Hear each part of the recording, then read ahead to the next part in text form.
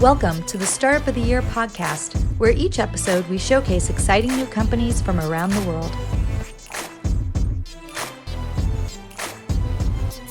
This podcast is produced by Established, creators of the Startup of the Year program. Established is focused on helping organizations with their innovation, startup, and communication strategies. Hello, everybody, and welcome back to the Startup of the Year podcast. I'm Frank Gruber, the co-CEO of Established. And on this episode, we're catching up with Cooper Harris. She's the founder and CEO of Klickly, an AI impulse payments platform. Cooper is emerging as a pivotal figure in the women's tech scene. She's a recent winner of Information Age's Innovator of the Year. She was nominated for Google's Young Innovator Award and L'Oreal's Digital Women of the Year Award.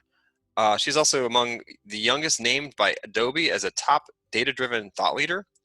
And she basically invented a payments layer that leverages machine learning to make purchasing directly within digital UIs possible. So all the ads that are out there in the world have now turned into e-commerce, potentially e-commerce sites, because you're able to make a purchase right from an advertisement, which is pretty awesome. So it's a significant innovation. It helps with efficiency in the market and obviously has a lot of value for a lot of people. So really excited to be talking to Cooper today. She's also among, doing all the things on the innovation side, she also likes to give back and works with fellow young women to forge the way for STEM, and often speaks at a number of events around the world, like CES at the United Nations, South by Southwest, ShopTalk, Sundance, just to name a few, and talks about her, her journey and, disrupting the status quo, as well as her expertise in FinTech and retail and e-commerce, and obviously fostering women in STEM. So really a great person to have on today. We're excited to have her. She was part of the Startup of the Year program in 2016 and actually was one of the top companies from that year. We had a chance to obviously work with her and invest in her through our Established Ventures arm, and we're excited to be a part of her journey and continue to catch up and actually help as much as we can along the way. So before we jump in, though, I wanted to share some updates from our team. We're sharing some new segments, if you will, from our team members that provide some interesting commentary and updates about things that we're working on, tips and tricks, and expertise, because our team has got years and years of expertise in the startup and corporate world, and we want to share some of the things we've learned. So first up, we have our VP of Engagement at Established, Rich Malloy, with the VC Minute. Take it away, Rich. Hi, this is Rich Malloy with Established Ventures, bringing you the VC Minute. Quick advice to help startup founders fundraise better. Let's talk about finding investors to target. Fundraising needs to be treated like a sales process. You need to know who you're going after, why them, and how to approach them. But it starts with knowing who you're targeting. Generally speaking, you want to cast a wide net and start with the lesser-known investors first. If you're going to go after that big-name investor, it's best to wait until after you've honed your pitch on the others. So let's build that list. Signal.nfx.com is where I send most startups. It's a free online platform for VCs to list themselves and for startups to find them. While you're at it, you should visit another NFX site called the Company Brief and make a company brief that you could forward along to investors. Visible.vc is an investor relationship hub, so it's only fitting that they have a searchable database. Head over to connect.visible.vc to search for free. OmniValley.co is a great resource with a searchable database focused on investors outside of the Bay Area, but they have some Bay Area VCs as well. And finally, if you'd like access to our network of investors and have us introduce you to them, then head over to Startup of the Year. We hold weekly office hours that are only open to applicants, and we connect startups at our annual summit as well. There's no cost. There's no catch, except to be part of the Startup of the Year program. That's all for the VC Minute. Back to you, Frank. Great stuff, Rich. Next up, we've got our Director of Partnerships, Jackie Dietrich. She's going to be talking about some partner updates. Hey, podcast listeners, it's Jackie Dietrich here from the partnerships team at Established with a few quick updates from our partners for the founders out there. First, a cool addition from our friends at Hello Alice. They've added a guide to pitching investors virtually, complete with tips from our friends at Sputnik ATX, a VC-backed accelerator. If you're interested in virtual accelerator programs, check out the Anywhere Accelerator with Techstars. The 2021 application is open now. And if you're an impact-driven entrepreneur with a scalable technology, product, or service, be sure to check out the latest from SeedSpot, including upcoming accelerator deadlines and other worthwhile events. And the folks at AFWorks have just announced the latest topics for the upcoming SBIR program. This is for hundreds of startups to get contracts worth up to $50,000 for a 3-month runway to test the feasibility of a commercial product or service with Air Force customers. Be sure to check out the AFWorks website for virtual office hours and information on how your startup can submit a proposal for this program. You can find all the information in the notes for the show. Thank you, Jackie. Next up, we've got our VP of Programs, Lori Teal, with a tip for startups looking to be found and a little bit of an update on the Startup of the Year program. Hi everyone, this is Lori Teal, VP of Programs at Established, which powers Startup of the Year. We are getting super excited for our November Summit, where we will meet the top 100 semifinalists from our 2020 applicants. If we have not received your application, you can still apply. This brings me to my tip for the day. If you are a startup that does not currently have a contact email on your website to source incoming emails, you might be missing out. Our team constantly reads, reviews, and sources incredible startups, but we can't reach out without an email address. So I encourage you to stay approachable and know what options are out there for you. You don't necessarily have to reply, but make sure that opportunities have a way to find you. And make sure you have a working email on that site. That's super important. So that's all for now, and back to you, Frank. And lastly, we have our co-CEO, Jen Consalvo, providing some insights about starting a company. She and I have run companies together for the last decade plus, and we have a lot of learnings, and she's going to share some. Hi, this is Jen Consalvo. I'm the co-founder and co-CEO of Established. So years ago, I had to make a decision about whether to keep my job or go full-time into the startup world. And I think that's a decision a lot of people have to make at some point, right? You know, a lot of founders over the years have asked me, how do you know when it's the right time? And it's different for everybody, but I think a few key things are important for everyone, no matter who you are.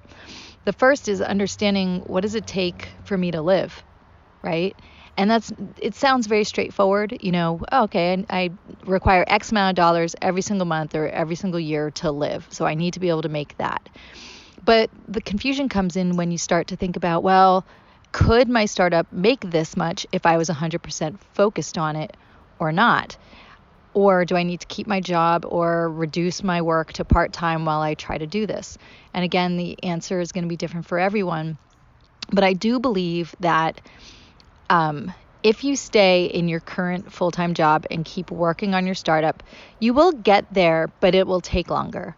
So if there's anything you can do to start to move the needle, whether it's try to cut your job back to part-time so that you can work a little bit more on your gig, or try to do something where you take on a different type of job, or does your startup lend itself to something where you can do consulting with it so that you can start to bring in more dollars while still working towards your main goal. Those are some of the things to ask yourself and really delve into before you take the big leap and not understand whether you're going to be able to make ends meet or not. Because at the end of the day, you want to go after your dream, and the difference between an entrepreneur and someone who, keeps their day job is the person who actually does it, right? You have to be able to take those steps, but you have to do it smartly. You can't be the one to just jump and not know what you're jumping into and then, put yourself at risk. You have to put yourself first. So really delve into your own finances, understand the big picture of what you need to live, and look at all of those options and start to think outside the box about how could my company make this money. Maybe there are multiple ways that you could attack this. So love to talk to new founders anytime. Hope you all are going after your big dreams. The world needs it right now. Take care. All right. Thanks, everyone. Thanks, team. Great information. And hopefully our listeners found some value and some tips there, and will help you with your startup journey and anything you're working on. All right. So we're getting ready and coming down the final stretch of 2020, which has been a kind of crazy year in a lot of ways. And we're excited, though. We've got some at the end of the tunnel there. We've got our 8th annual Start of the Year Summit, which is going to be taking place in November. It'll be the culmination of our Start of the Year program, which we've been doing pop-up events throughout the year and fast-tracking companies to the summit. And 100 companies will compete for the title of Startup of the Year. But at the summit, there's more than just startups competing. There's the ability to build relationships that will last through some of the matchmaking and networking opportunities, and not to mention some of the speakers and folks that are involved. We're going to allow a lot of interactivity, and we hope you join us. So please register by clicking on the links in the show notes, and we hope to see you in November at our summit. It should be a lot of fun. All right, now let's catch up with Cooper. Cooper, how are you? Yeah, I'm excited to be here. This is really fun. What can I tell you about Klickly? We're growing really fast. Fortunately for us, because we're in the e-commerce space and payments, what can I say? During the pandemic, as we all know, folks have been a little bit, in their houses and are buying a lot. So we see that firsthand. But yeah, Klickly is really simply it's a SaaS platform. We use machine learning to power user acquisition for about 1,500 of the fastest growing, coolest brands online, direct to consumer brands, or just really anyone who wants to have e-commerce. So think like the likes of, I don't know, who would be like well-known in this category. Think like Casper, Four Sigmatic, Poopery, those types of companies. And they're so much fun to work with. So yeah, that's what we're doing over at Klickly. Great. So how has that evolved since we saw you last in 2016? Well, the team's bigger and the tech's better and we have more funding. but the actual idea itself is roughly the same. The idea is very simply that we work with these brands. They give us their products. We store them in our database. So we have this massive, huge database of millions of products. And our job as Klickly is to use intelligence, data, and machine learning to find the right person at the right time in the whole internet, show them a promotion or message about this awesome product. And then within that, what might have formerly been thought of as an ad, allow that consumer to actually buy the item. So practically what that looks like, because this is, it's patent pending proprietary technology that we built, right. But really what that could look like is like, Frank, if for some reason you are on Vogue and you are reading some article there, if you saw perhaps an article about Katy Perry's latest shoes, we could show you a cool pair of shoes with maybe even a discount, and you could actually buy the shoes within the ad itself without reading Vogue. Yeah, so it's like impulse payments, and it's a commerce enablement platform. On the web, which, I mean, if you think about it, a lot of what's happening with commerce is, on Instagram, right? Like a lot of people are buying things via Instagram. So you're now enabling kind of a similar behavior on the internet, which is everywhere else. Yeah, exactly right. Mm-hmm. Awesome. Yeah. That's great. So how did you come up with this idea, or where did it come from? Oh, wow. All right. So that takes me back to actually just before Startup of the Year, where I had this idea. This is technically my third company. Before this, I was a television actor. So it was a very strange and quick, quick 180 into like deep technology. And this was my third company. We had just finished a bunch of hackathons, and I turned to my engineers and I was like, why don't we have an impulse payment button? Because I was reading this article, I think on HuffPost, to be honest, on my phone, and I was getting hit with all these ads in the midst of it. One popped up, it was a pair of shoes, and I did want it. And I tried to buy it, and it was just obnoxious. It spun up a new page, and I had to go through all these steps. And on my phone, I was just like, I don't have time for this. So the question in my head was, to my engineers, why are we still in an age where technically we have great capability to do a ton of stuff in digital? Why are we still showing just images, really dumb images of items that you should be able to buy, but then you have to click through 8 to 12 steps, go back to the site and go through all these, steps to actually purchase them. And we know technically why that is, because payment gateways previously couldn't exist in these images and had to live on a site, right? But that's no longer the case. And so what we've done is we've basically enabled that payment functionality coupled with a lot of intense, machine learning and intelligence to allow folks to buy kind of in whatever interface they're in. That's really cool. And so did you build that actual technology, the payment components, or are you leveraging other components. So oh, wow. Okay. Oh, So, well, let me be clear. We brought the payment Yes. elements into our interfaces, but we currently work with some really powerful, Right. payment partners. Yep. One of the C-suites at Stripe is actually an investor, which is great. Oh, excellent. Excellent. Mhm. That makes sense. All right. So, and you started, you said in 2016. And so now here we are, 2020, 4 years later, you said that the team has changed, or has grown, and obviously you have more capital. So let's share a little bit more about, that progression, like who's on the team now, what's kind of the background of the company, and maybe where you've gone with, like, I know you had some exciting news recently, before the pandemic kind of hit us. So let's talk about that a little bit.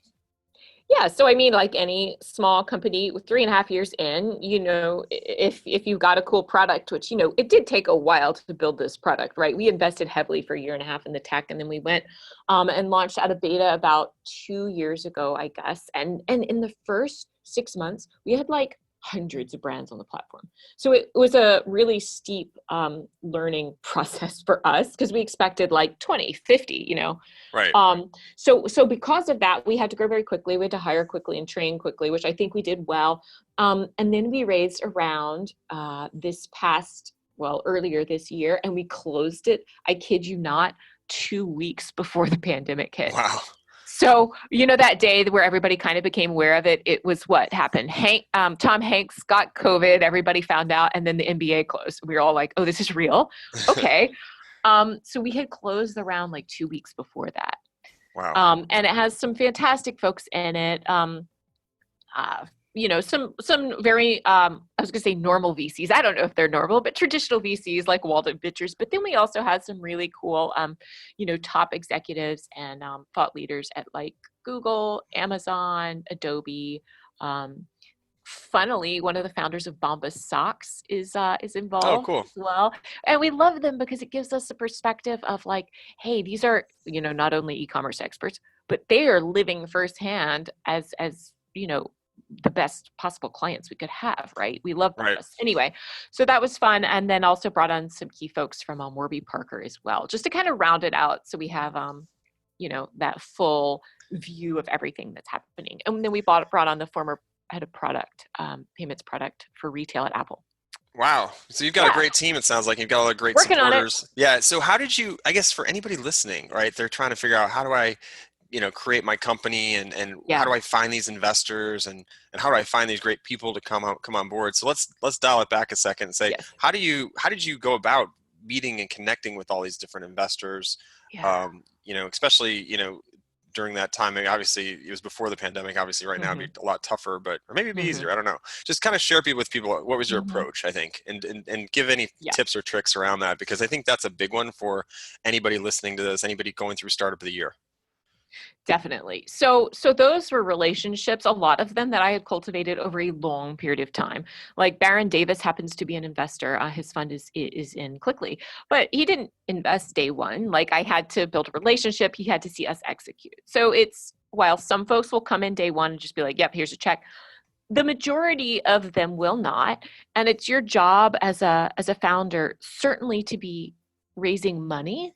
But I almost feel like raising money should be the outcome of actual hard heads down work and building relationships, but for the company, right? Because the reality is, if you don't have something that's working, you can't show what your CAC is, your customer acquisition cost. You can't show what your theoretical burn rate would be in a way that's compelling. If you can't show certain metrics around your business, it's just going to be incredibly hard to get funded unless you have this like insane out there piece of technology, which we kind of did. But at the same time, we're building a company that we want to, it's not going to be this massive like Mars pod that in 15, 20, 50 years is going to be relevant. It's now, so you can't, you really do have to have a working product.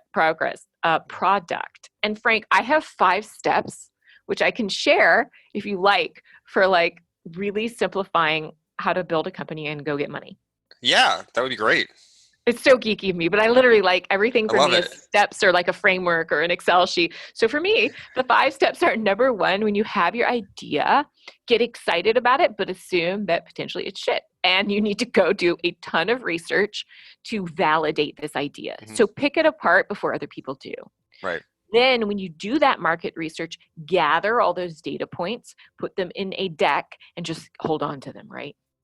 Then you want to take all of that and you want to build a very lean prototype, like really hacky. I may be biased because, of course, I did in between two of my companies, I did like 80 hackathons, and it taught me to be super lean and iterative. Yeah, well, at one point I held the title of the winningest female hackathon on the West Coast. Anyway, wow, that's crazy. Super nerdy. Yeah. Yep. But in any case, you want to build a really hacky prototype and, ideally convince an engineer or two to work for very reduced rates or even potentially like $1. Side tip, pro tip, never ever get an engineer to work for free because then you don't own the IP. So you need to pay them at least $1 and let them sign a contract. So anyway, you get your prototype. Then, and see, still you haven't gone out for money necessarily because none of this necessarily took money, right? So then the next step, and this is key, I think this was key for us, is you get letters of intent. So this is actually a non-binding letter, and I think most people should be familiar, but I wasn't.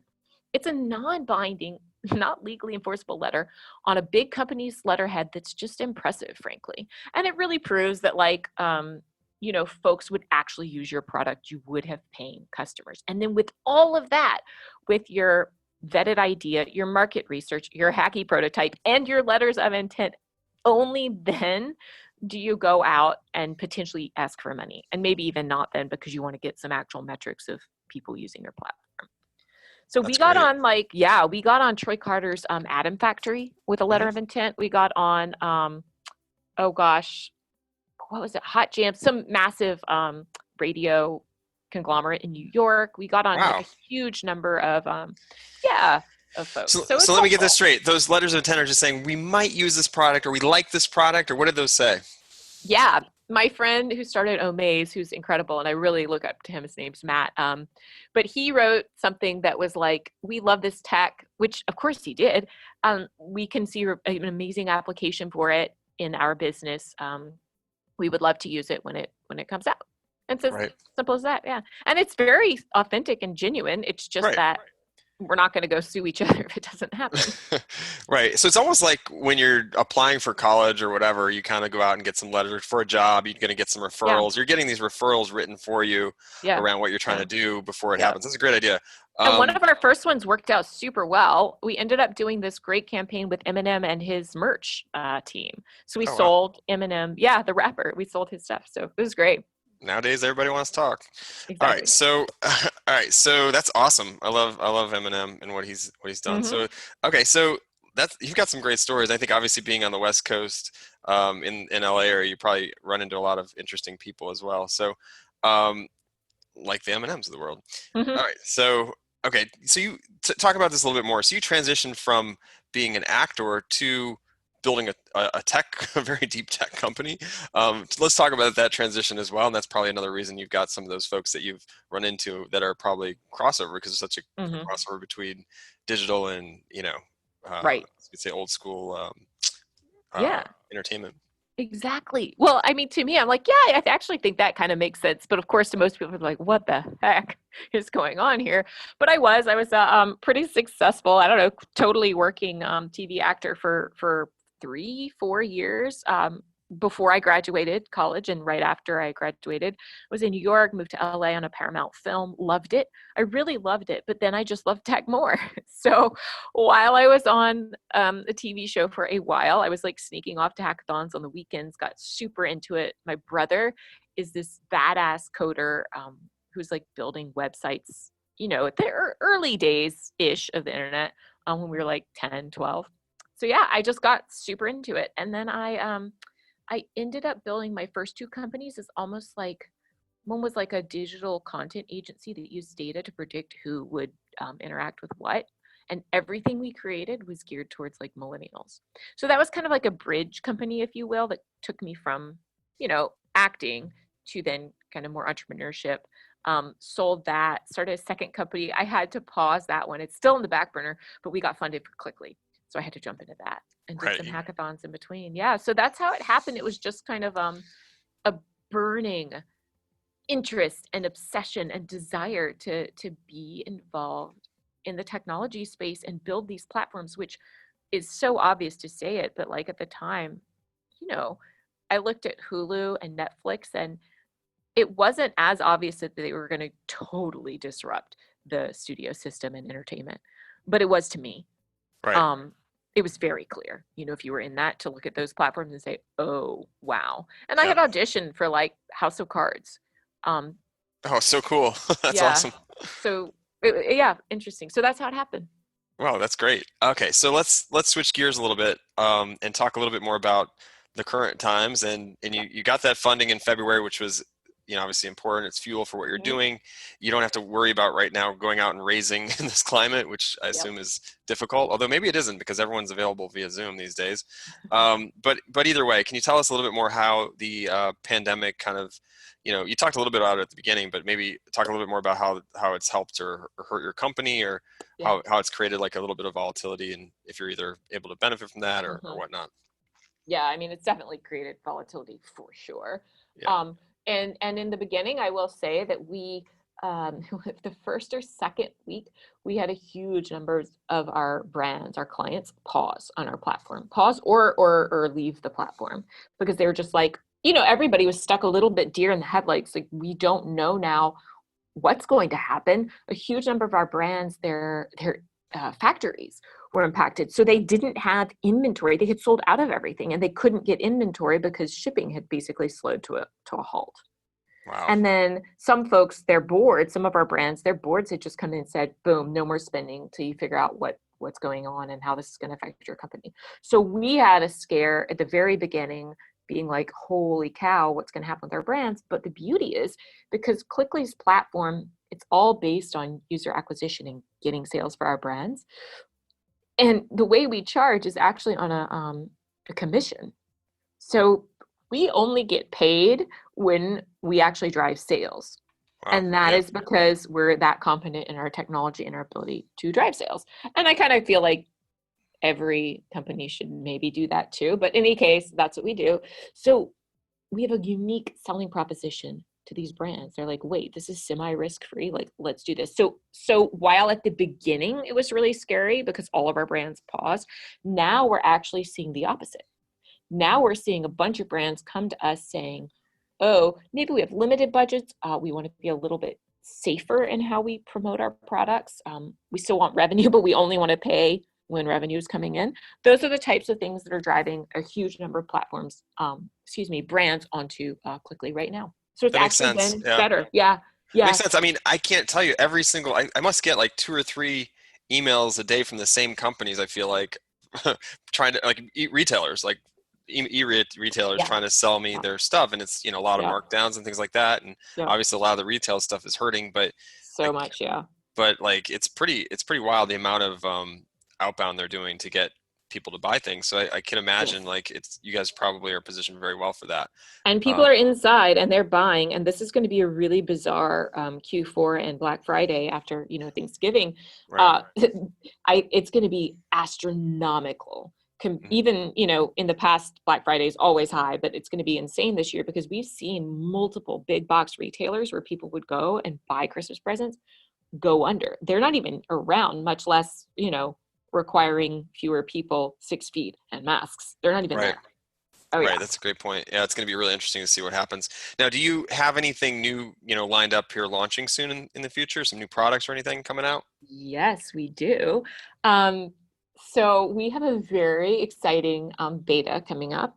It's still kind of under wraps. So we have a secret beta that's coming up, and we are offering for certain brands who come to us, we're offering to put them in this beta program. Basically, it's kind of pouring fuel on the fire for what we do with like machine learning and new user acquisition. And it's still risk-free too. So we're really excited about it. We have about 34 companies in it right now, I think. Great. That's awesome. Yeah. And so that's coming soon. And then on the consumer side, like if you go to klickly.com, you can sign up as either a brand or a user, right? So a consumer. And so from a consumer perspective, what are you offering? Just so people know. I mean, I already know, but share with the audience. Yeah. Yeah, so there's a couple different levels of offerings. The first and foremost is going to be just very simply, we have a massive proprietary audience of about 70, 80 million folks that we know. And this is not cookie based in the web. This is like actual people we know what they've bought and all that good stuff. And so we're able to just show them in a very non-intrusive way the right product at the right time. And should that person want to purchase, they can. So that's the most hands-off version of being a consumer and interacting with Klickly. The second level is we have 2 new programs we've rolled out, newish. One of them is a really exciting kind of like VIP email subscription, which gives you really cool deals, special incentives, sometimes like even free products for like our very VIP customers. And we just want our big email subscriber base to try the awesome new brands that are coming up. I mean, these are killer brands. Imagine if you'd never heard of Dollar Shave Club, right? When they were going so fast, and somebody showed you this product and was like, hey, we could even subsidize, you to go look at this or not. But regardless, how much impact would have had to a bunch of people out there?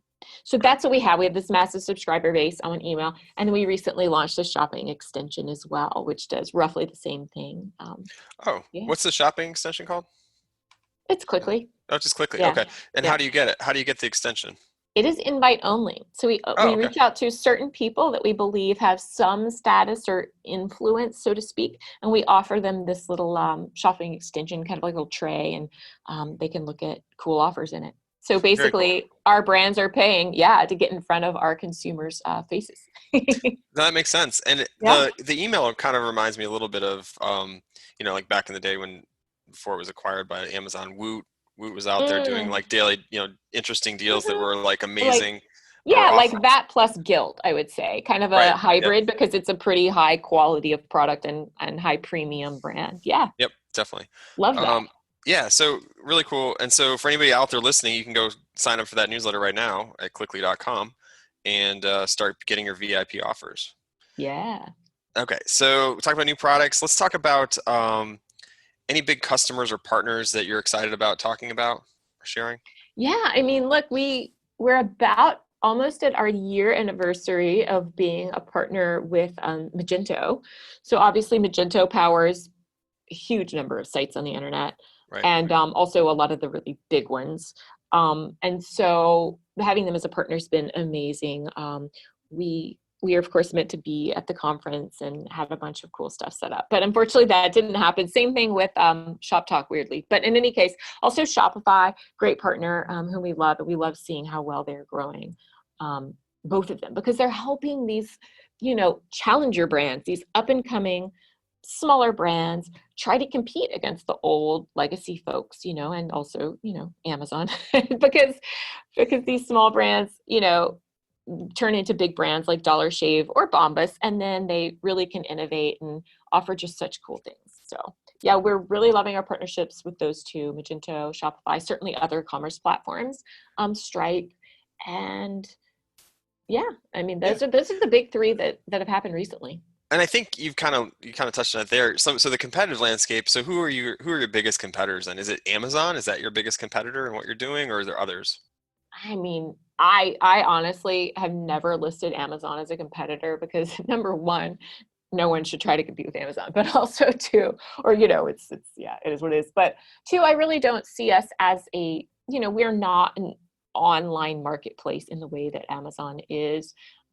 Strangely, the competitor, or quote unquote company competitor, that we get likened to most is actually Facebook and Instagram, which is super strange. But I think it's just that while our products are radically completely different, the idea is we may be competing for like mind share and wallet share.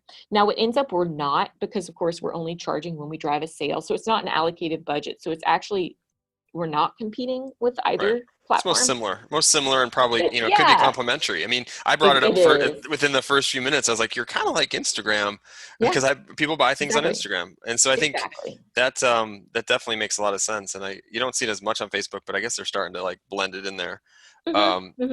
to buy things. But that's really cool. So I guess now the key is then getting the word out, I guess. Is that the biggest hurdle for you guys, or what's the biggest hurdle you guys have run into? Yes and no. Our Klickly's platform for brands is also invite only. So we have 1,500 and growing brands. But we actually, every brand has to apply, and we don't accept. We turn down about 5 out of 6 brands. So if we wanted to just grow like gangbusters, we definitely could.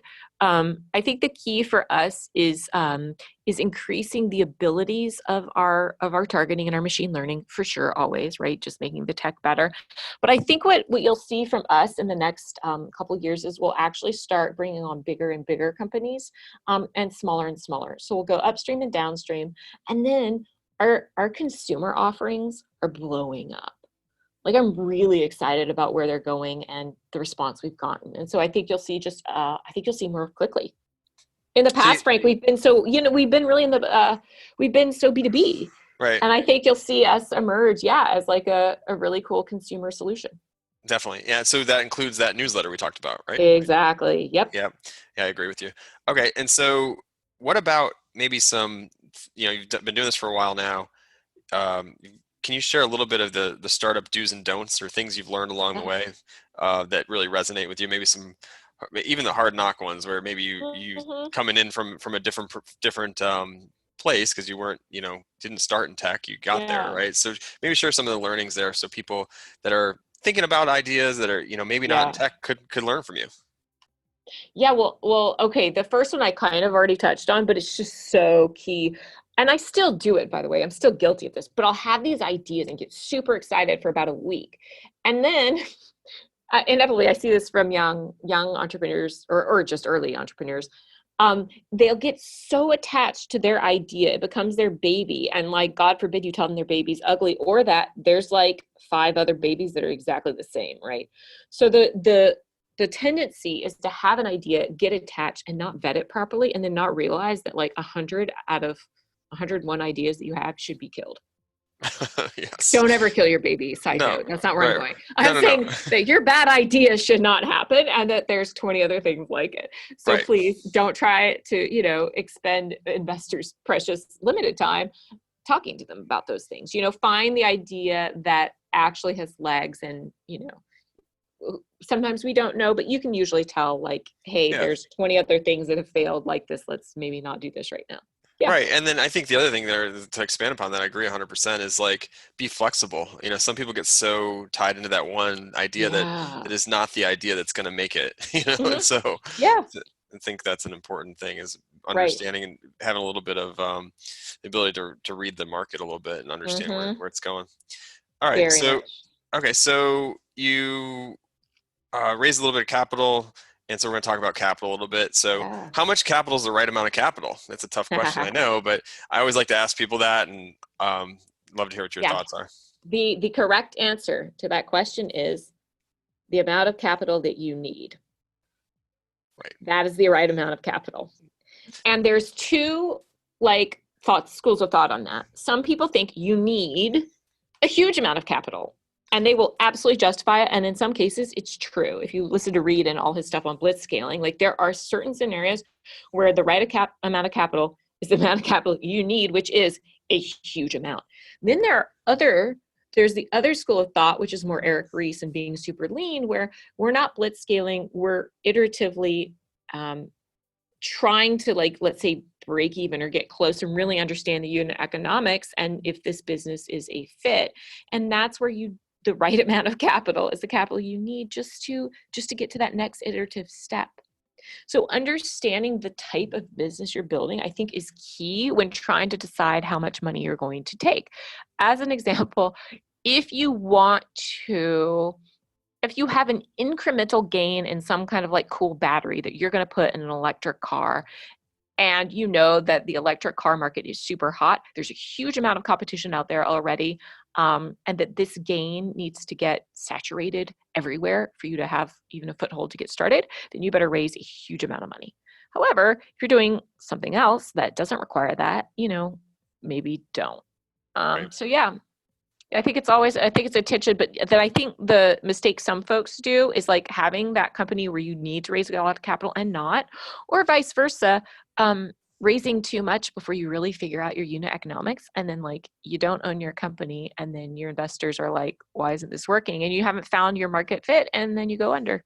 Right. No, that's a great point. If you don't know some of those metrics to begin with or the numbers, it's going to be hard to even know what you need. So Yeah.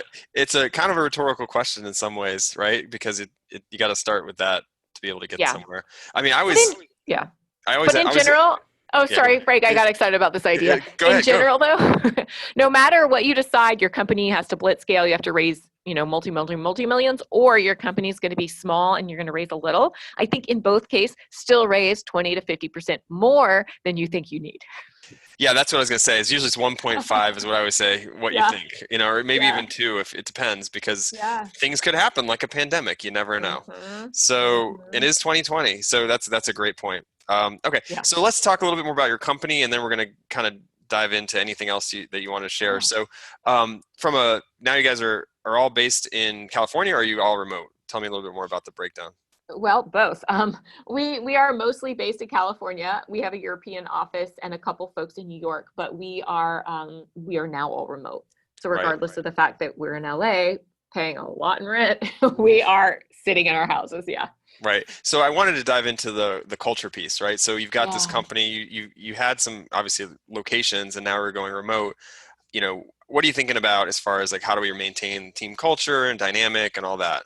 Yeah, so critical. So I actually, we just sent out a survey to our whole team, a very in-depth one, to kind of gauge how they're feeling, how they're doing, what they're wanting for the future.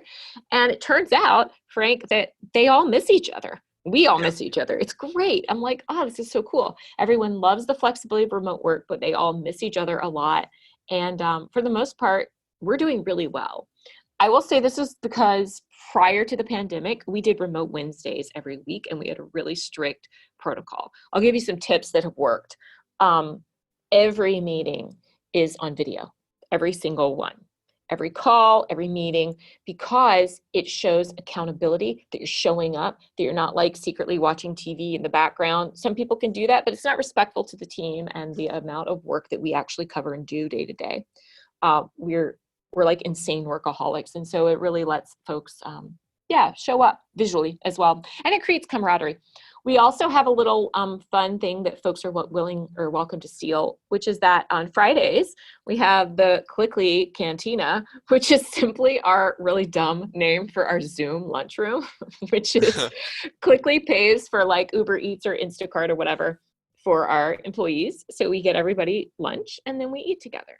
And it's a nice way to stay kind of in contact. And again, that feeling of camaraderie, which I do think is really important. We do keep very strict work hours. Folks are welcome to work out of them, but we do 8 to 5 Pacific every day. Mm-hmm. Except the folks in Europe, obviously, they have their own work hours. Yeah, I was going to ask, are those poor folks getting up at the crack of dawn? Okay. We do overlap. They join our daily stand-up in the morning at 8 because it's the end of their day. So we sync every day. And I just think, here's the thing. I know we're all adults, and I know everyone's totally capable of like being flexible and productive in their own unique ways. And it's true.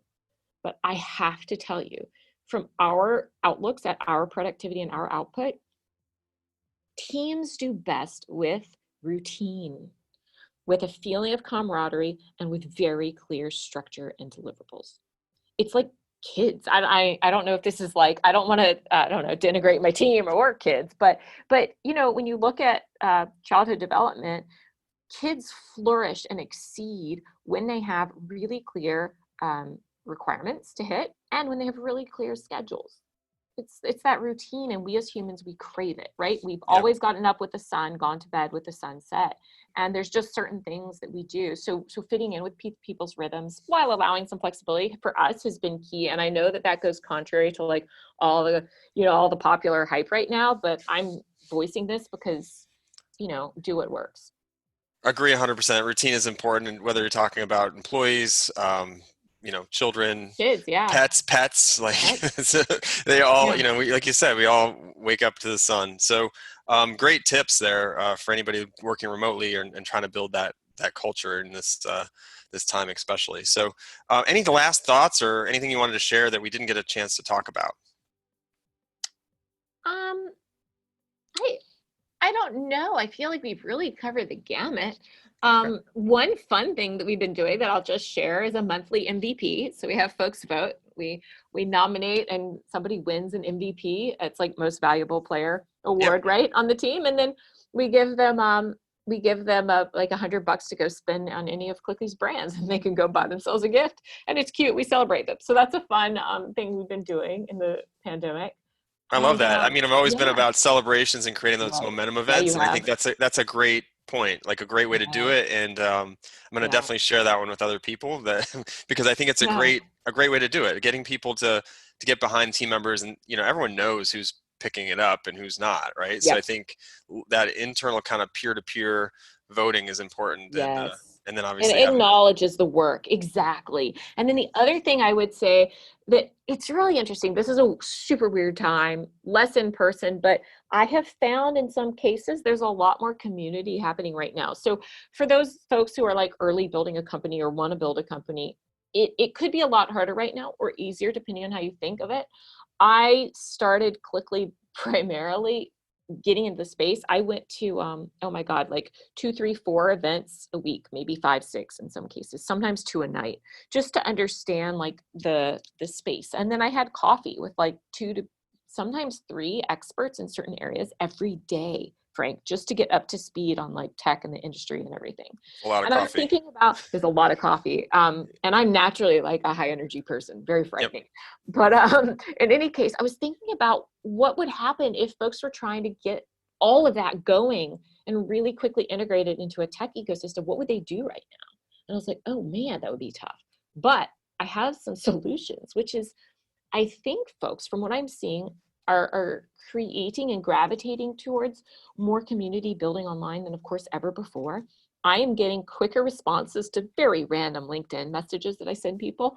Same thing on Twitter, same thing even on Instagram. So like we can use these quote unquote social platforms to actually be social and initiate even business conversations, And I will say, though, I know not everyone is on it. Clubhouse has been insanely cool. It's showed me a whole other level of community that I'm just so craving and like appreciative for. Oh, I totally agree. Great tips, and especially actually using our social tools. Imagine Yeah, that. So, exactly. great tips. Thank you so much for joining today, Cooper. Really appreciate it. If people wanted to connect with you, how would they be able to do that? Okay. Yeah, definitely on Instagram or Twitter. Like I'm at Cooper Harris on both. I'm like really the only one. So yeah, hit me up there. I'm very active. Wow. Thanks so much, Cooper. You're just a wealth of information. I'm really excited about what you're doing with Klickly, and we're excited to be a part of the journey and hope that we can continue to help and support along the way. And to all our listeners out there, thank you for listening. Remember to subscribe to our show and review it. All those reviews matter, and we listen and want to continue to make this show better and want to find more listeners out there. So anything you can do to help and review us and share us with others, we'd really appreciate it. And we want to be able to offer the information to help anybody looking to bring their idea to life. And speaking of ideas, if you have a startup idea or want to get something going, remember, today is the best day to start. Not tomorrow, not the next day, today. So get it going and let's do this. Till next time, I'm Frank Gruber signing off. Stay safe out there and be well, and look forward to seeing you all soon. Thanks for listening to the Startup of the Year podcast. Be sure to subscribe and we'll be back with another episode soon.